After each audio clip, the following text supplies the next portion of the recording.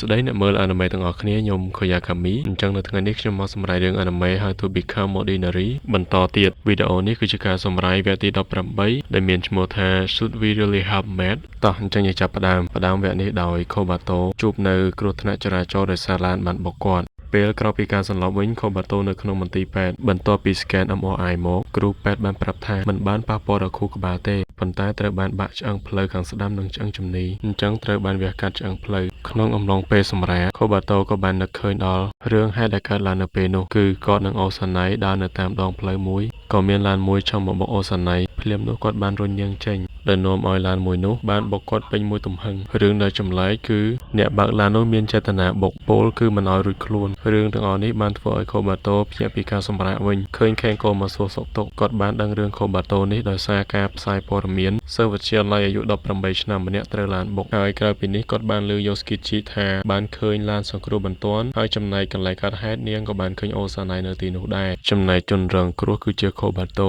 តែ Yoshiki ដែលមិនដឹងរឿងក៏គិតថាអូសាណៃជាអ្នកធ្វើរឿងនេះទៅលើ Kobato ពិតជាបារម្ភពីអូសាណៃនៅពេលបានឮអញ្ចឹងរឿងបន្ទាប់ដែល Kenko ធ្វើគឺផ្ដល់ព័ត៌មានដល់ម្ដាយឪពុក Kobato ចំណែកជនដែលបុកនោះដែលព្យាយាមរត់គេចខ្លួន Kenko ឲ្យ Kobato កុំគិតច្រើនអីសម្រាប់ឲ្យស្រួលខ្លួនទៅមុននឹងក្រោយនឹងត្រូវបានប៉ូលីសចាប់ខ្លួនហើយការបញ្ចប់វិទ្យាល័យក៏ជិតមកដល់ដែរដោយសារតែ Kobato បាក់ឆ្អឹងភ្លៅទោះបីជាដាក់ដែកហើយក៏មិនអាចកម្រើកខ្លួនមួយរយៈដែរអញ្ចឹងហើយគឺមិនអាចប្រឡងចូលសាកលវិទ្យាល័យបានទេឬបែបនេះ Kenko ទម្លាក់ទឹកមុខចុះហើយបាននិយាយអំពីកន្លែងកើតហេតុនោះកាលពីមុនគឺធ្លាប់កើតរឿងនេះដែរគឺពេលដែលគាត់និង Kobato រៀននៅអនុវិទ្យាល័យឆ្នាំទី3ឬក៏ថ្នាក់ទី9 Kobato ក៏ចាំថាពេលនោះគឺជាមិត្តរួមថ្នាក់របស់គាត់ឈ្មោះ Hisaka Shotaro តែម្នាក់នេះ Kenko មិនសូវស្គាល់ទេគ្រាន់តែចាំថាគឺជាកីឡាករវាយសីដ៏ឆ្នើមម្នាក់ឬបែបនេះ Kobato និយាយថាគាត់ចង់សំទោស Hisaka រឿងមួយនិង Kobato ដឹងថាគាត់បានទៅរៀននៅក្រៅប្រទេសប៉ុន្តែផ្ទុយពីនេះ Kenko បានលើសិស្សច្បងថាម្នាក់នេះបានសម្លាប់ខ្លួនបានលើអញ្ចឹង Kobato ប្រកែក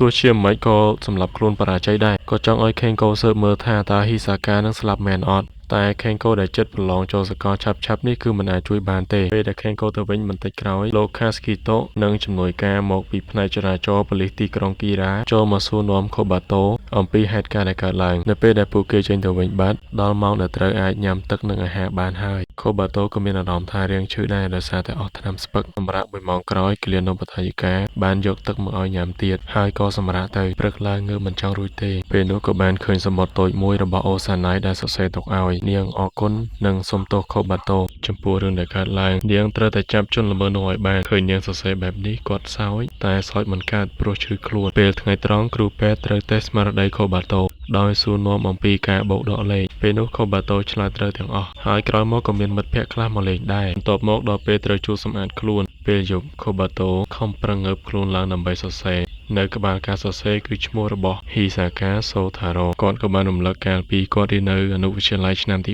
3 Hisaka គឺជាកីឡាករឆ្នើមខាងបាល់បោះម្នាក់ក្រោយមកមិនយូរប៉ុន្មាន Hisaka ជួបនៅគ្រោះថ្នាក់ចរាចរណ៍មួយព័ត៌មានក៏ត្រូវបានចេញហើយពេលកើតហេតុនោះមានសិស្សអនុវិទ្យាល័យឆ្នាំទី2ម្នាក់ដែលជាសិស្សប្អូនបានឃើញឡានបុក Hisaka ហើយជននោះក៏បានបើកឡានរត់គេចខ្លួនមានសិស្សម្នាក់ឈ្មោះ Ushio ជាមិត្តរួមថ្នាក់របស់ Kobato ចង់បបួលមិត្តភក្តិរួមថ្នាក់ដើម្បីស៊ើបអំពីរឿងនេះព្រោះថា Hisaka គឺជាកីឡាករឆ្នើមនៅក្នុងថ្នាក់របស់ពួកគេអញ្ចឹងមិនត្រូវនៅស្ងៀមទេជាលទ្ធផលអ្នកដែលចូលរួមមានតែ Kobato ទាំងពីរអ្នកក៏បានដើរនៅតាមផ្លូវពេលល្ងាចចេញពីសាលារៀនទៅកន្លែងដែលមានស្នាមកង់ឡានចាប់ហ្វ្រាំងនោះគឺជាអ្វីដែលសិស្សប្អូនបាននិយាយដែលជាកន្លែងកើតហេតុនៃគ្រោះថ្នាក់ចរាចរណ៍នេះ Kobato ក៏សួរ Ushio ពីឈ្មោះរបស់សិស្សប្អូននោះចម្លើយគឺឈ្មោះ Fuchidera Kobato មានសំណួរជាច្រើនគាត់ឃើញពីកន្លែងណាឆ្ងាយពីគ្នាប៉ុណ្ណាតែ Ushio ថាប្រហែលជានៅជិត Hisaka ហើយរឿងផ្សេងទៀតគាត់មិនដឹងទេទៅសួរ Fuchidera ដោយខ្លួនឯងទៅហើយក៏បបួល Kobato ត្រឡប់ទៅផ្ទះវិញចំណែក Kobato មិនទាន់ទៅគឺនៅចង់ស៊ើបអង្កេតវាស់វែងហេតុអ្វីបានជាបុក Hisaka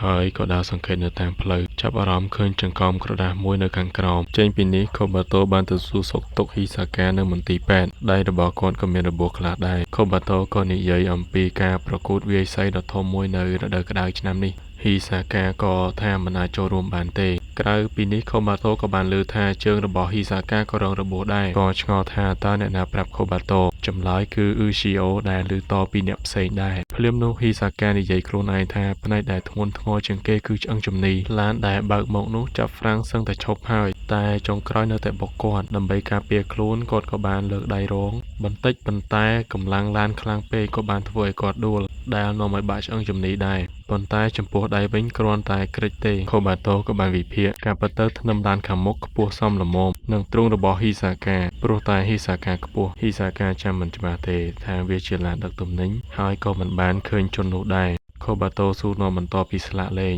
ហ៊ីសាកាក៏មិនបានឃើញដែរគ្រាន់តែចាំថាឡាននោះមានពណ៌ខៀវដូចផ្ទៃមេឃអញ្ចឹងគាត់ចាំមិនបានច្រើនរឿងដោយសារតែរឿងទាំងអស់នេះកើតឡើងលឿនពេកណាមួយហ៊ីសាកាមិនចង់និយាយច្រើនព្រោះខូបាតូសួរច្រើនមូលហេតុរបស់ខូបាតូគឺចង់ស្វែងរកជនល្មើសនោះចំណែកអ្នកផ្ដើមគំនិតគឺអ៊ឺស៊ីអូលើបែបនេះហ៊ីសាកាមិនសូវពេញចិត្តនឹងការធ្វើរឿងរហ័សបែបនេះទេហើយឥឡូវនៅទីនេះមានតែខូបាតូម្នាក់ដែលជាអ្នកចង់តាមដានរឿងនេះហ៊ីសាកាក៏បានសើចព្រោះតែមិត្តភ័ក្តិរួមថ្នាក់កំពុងតែប្រើប្រាស់ខូបាតូហើយប៉ុន្តែគាត់ក៏ចង់អរគុណទៅកាន់អ៊ឺស៊ីអូនិងមិត្តរួមថ្នាក់ដែរដែលបានឈឺឆ្អាលនឹងខឹងជននោះគំនិតគាត់មិនចង់ឲ្យស្រាវជ្រាវអីទេទុកឲ្យប៉ូលីសទៅណាមួយគាត់ខ្លាចប៉ះពាល់សុវត្ថិភាពសិស្សដទៃតែផ្ទុយទៅវិញនៅថ្ងៃស្អែកខូបាតូបានទៅសួរនាំសិស្សប្អូនដែលឈ្មោះ Fujidera រៀននៅបន្ទប់ 2-5 ព្រោះម្នាក់នេះបានឃើញហេតុការណ៍ម្នាក់នេះរៀងភ័យមិនសូវហ៊ាននិយាយដំបូងសួរម៉ោងចម្លើយគឺម៉ោង 5:06 នាទីល្ងាចចាំច្បាស់បែបនេះដោយសារធ្លាប់បានប្រាប់ប៉ូលីសនិងនិយាយច្រើនដងចំណែកស្លាកលេខវិញគឺមិនចាំដែរ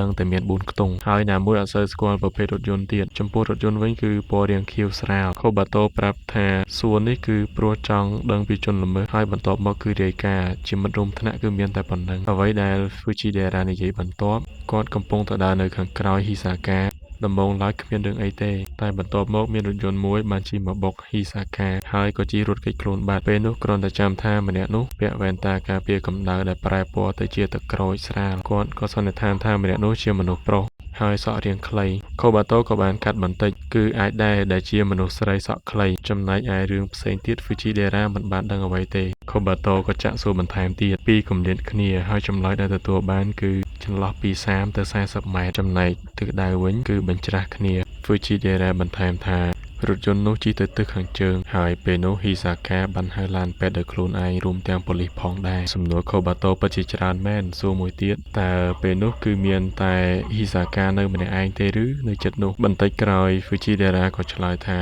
មានសិស្សស្រីម្នាក់នៅចន្លោះរវាងគាត់និងហ៊ីសាកាដែលនាងមើលទៅរៀននៅសាលាអនុវិទ្យាល័យជាមួយគ្នាដោយសារតែគាត់បានឃើញឯកសណ្ឋានរបស់នាងឡាននោះស្ទើរតែបុកនាងក៏បានលោតធ្លាក់ចុះពីលើផ្លូវគាត់គិតថាឡាននោះអាចនឹងត្រឡប់មកវិញចំណែកសិស្សស្រីម្នាក់នោះគាត់មិនបានឃើញទេគាត់ក៏បញ្ញាបញ្ញារត់ទៅមើលសិស្សច្បងនឹងជួយប្តឹងប៉ូលីសនិងហៅឡានពេទ្យក៏ប៉ុន្តែរឿងទាំងពីរនេះត្រូវបានហ៊ីសាកាធ្វើរួចទៅហើយថ្ងៃបន្ទាប់ខូបាតូក៏កាន់តែចាប់ផ្ដើមស្រាវជ្រាវអំពីរឿងទាំងអស់នេះគូសប្លង់ចូលបណ្ណាល័យរកសៀវភៅទាក់ទងនឹងរថយន្តភ្លាមនោះមានសិស្សស្រីម្នាក់លេចខ្លួនចេញមកតាមការវិភាគនិងគំនិតរបស់គាត់ក៏បានសួរទៅកាន់សិស្សស្រីនោះថាតើនាងជាសិស្សដែលស្ទើរតែឡានបានបុកនោះមែនទេដោយសារតែមិនបានហៅឈ្មោះនាងស្ដាប់នៅអ្វីដែលមនុស្សប្រុសម្នាក់នេះបាននិយាយគឺគ្មានសិលធម៌ចំពោះនាងមិនចេញតាណាទេលុះត្រាតែសិស្សប្រុសម្នាក់នេះហៅឈ្មោះរបស់នាងក៏ប៉ុន្តែខូបាតូមិនបានស្គាល់ឈ្មោះរបស់នាងទេដោយសារតែបែបនេះហើយនាងក៏បានណែនាំឈ្មោះរបស់នាងប្រាប់ទៅកាន់សិស្សប្រុសម្នាក់នេះថានាងឈ្មោះអូសាណៃយូគីអញ្ចឹងវគ្គទី18នេះបានមកដល់ទីបញ្ចប់នៅត្រឹមនេះហើយយើងចាំជួបគ្នានៅវីដេអូបន្តទៀតអរគុណអ្នកទាំងអស់គ្នាខ្លាំងមែនតើខ្ញុំខូយ៉ាកាមីបាយបាយ